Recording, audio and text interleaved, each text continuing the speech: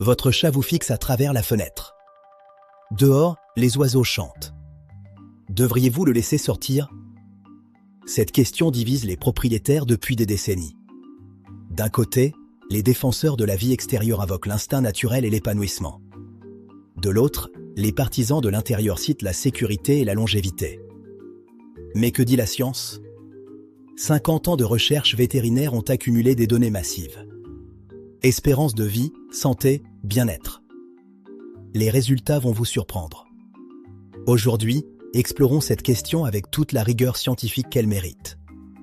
Bienvenue dans le laboratoire le plus mignon de YouTube. Commençons par le chiffre le plus brutal. Les chats d'intérieur vivent en moyenne entre 12 et 18 ans. Les chats d'extérieur avec accès libre vivent entre 2 et 5 ans. Une méta-analyse de 2013 dans le Journal of Feline Medicine and Surgery identifie les causes principales. Les accidents de la route. Une étude britannique de l'Université de Bristol en 2014 montre que les collisions avec des véhicules représentent 39% des décès de chats d'extérieur. Leur comportement de chasse, traverser rapidement une route en poursuivant une proie, augmente dramatiquement le risque. Numéro 2, les prédateurs et les combats. Coyotes, renards, chiens errants, rapaces. Dans les zones rurales et semi-urbaines, ces prédateurs causent 20% des décès félins. Les combats territoriaux avec d'autres chats causent des blessures infectées. Une simple morsure peut dégénérer en abcès mortel sans traitement vétérinaire rapide. Les maladies infectieuses comme le FIV et la leucémie féline touchent 6 fois plus les chats d'extérieur. Les centres antipoison vétérinaires rapportent des milliers de cas annuels. Les chats lèchent leurs pattes après avoir marché dans des substances chimiques, s'empoisonnant involontairement. Le bien-être ne dépend pas de l'accès extérieur, mais de la qualité de l'environnement. Mais attendez, ces statistiques concernent les chats avec accès libre total. Qu'en est-il des solutions intermédiaires? Les chercheurs ont identifié 5 catégories principales. Catégorie 1, intérieur strict. Le chat ne sort jamais. Zéro exposition aux dangers extérieurs. Catégorie 2, intérieur avec enrichissement. Le chat vit à l'intérieur mais bénéficie d'un catio, un enclos extérieur sécurisé ou de promenades supervisées en harnais. Catégorie 3, accès extérieur supervisé limité. Le chat sort uniquement sous surveillance, quelques heures par jour, dans un jardin clôturé. Catégorie 4, accès semi-libre. Le chat sort et rentre à volonté via une chatière, mais seulement de jour ou dans un périmètre limité. Catégorie 5, accès libre total. Le chat va et vient sans restriction, jour et nuit. Une étude longitudinale suédoise de 2018 par Eriksson et al. a suivi 1200 chats pendant 15 ans. Les résultats révèlent un gradient clair. Catégorie 1, espérance de vie moyenne de 15,2 ans. Catégorie 2, 14,8 ans. Catégorie 3, 12,1 ans. Catégorie 4, 8,7 ans. Catégorie 5, 3,9 ans. La corrélation est indéniable. Plus l'exposition extérieure est étendue et non supervisée, plus l'espérance de vie diminue. Mais la longévité n'est pas tout. Les défenseurs de l'extérieur invoquent l'instinct naturel. Les chats sont des prédateurs naturels. Confiner un animal sauvage domestiqué provoque frustration, ennui, dépression.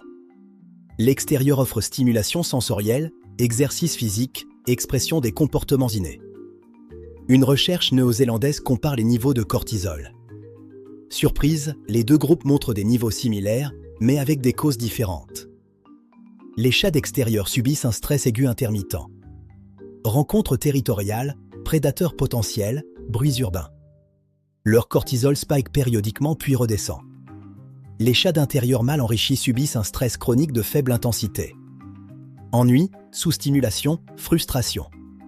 Leur cortisol reste modérément élevé en permanence. La conclusion cruciale? Le bien-être ne dépend pas de l'accès extérieur, mais de la qualité de l'environnement. Le docteur Sarah Ellis a développé les 5 piliers du bien-être. Pilier 1, sécurité et protection. Zone refuge où le chat se sent à l'abri. Pilier 2. Ressources multiples et séparées.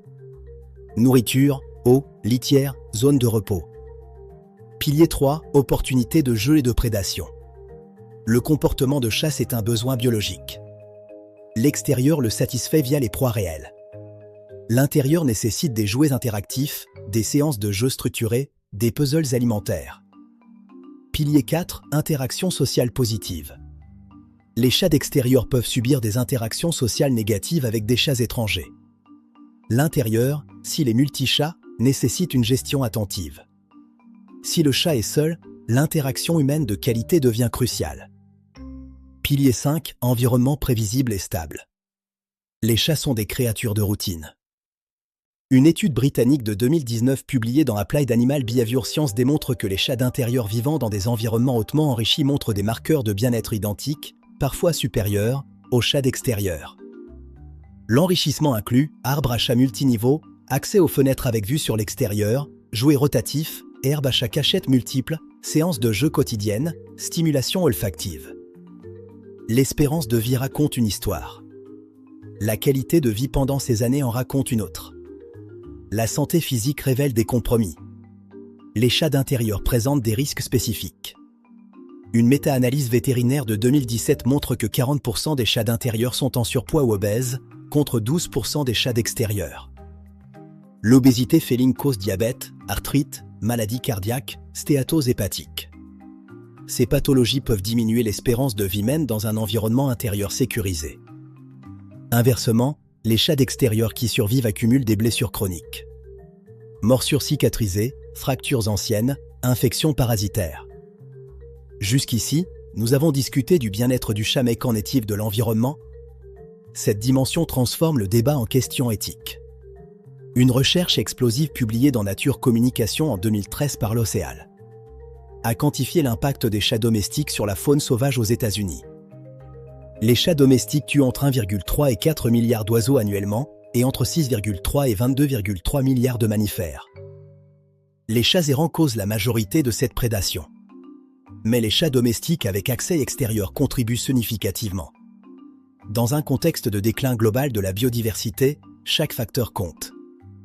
Plusieurs solutions ont été testées scientifiquement. Solution 1, les clochettes. Inefficace. Les chats apprennent à se déplacer silencieusement malgré la clochette. Solution 2, les bavettes colorées. Ces dispositifs attachés au collier réduisent la prédation d'oiseaux de 54% selon une recherche néo-zélandaise de 2007. Mais aucun effet sur les mammifères. Solution 3, garder les chats à l'intérieur entre le crépuscule et l'aube. Efficace à 80% selon une étude australienne de 2019. Solution 4, l'accès limité ou supervisé. La plus efficace mais la plus contraignante pour les propriétaires. La science révèle une vérité inconfortable. La réponse optimale dépend du contexte. Contexte 1, géographie et densité urbaine. Une étude danoise de 2018 montre que les risques varient drastiquement. En zone rurale isolée, les dangers principaux sont les prédateurs sauvages et les maladies. En zone urbaine dense, c'est le trafic. En banlieue, c'est une combinaison des deux.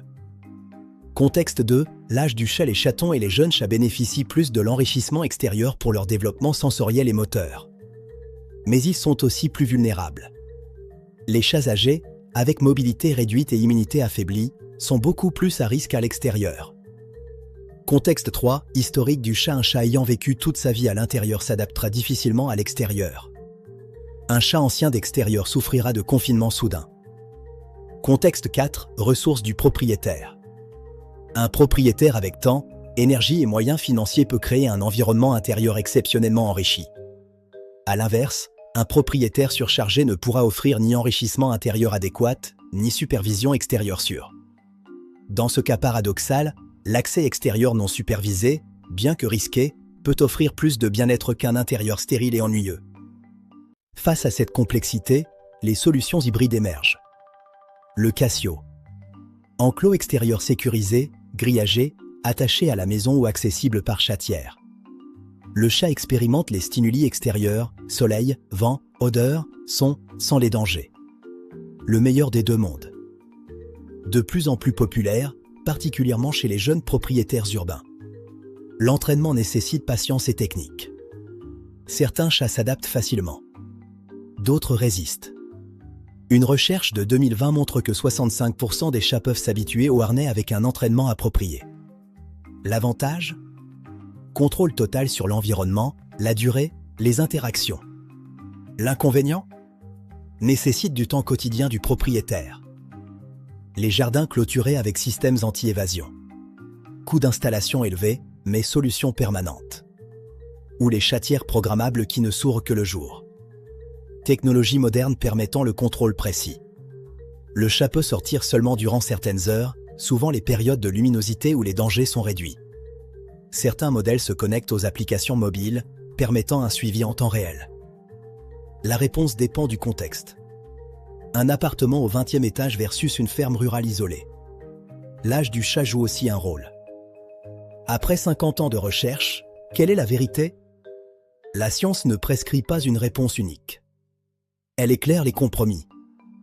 Priorité longévité, intérieur strict. Compromis, accès supervisé. Impact écologique, intérieur ou Casio sont les seules options éthiques. Ma recommandation, visez l'intérieur enrichi avec Casio ou accès supervisé. Investissez massivement dans le jeu structuré et les puzzles. Si vous avez déjà un chat d'extérieur, ne le confinez pas brusquement.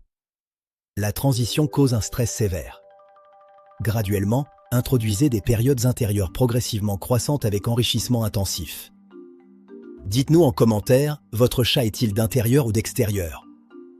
C'était le labo le plus mignon de YouTube.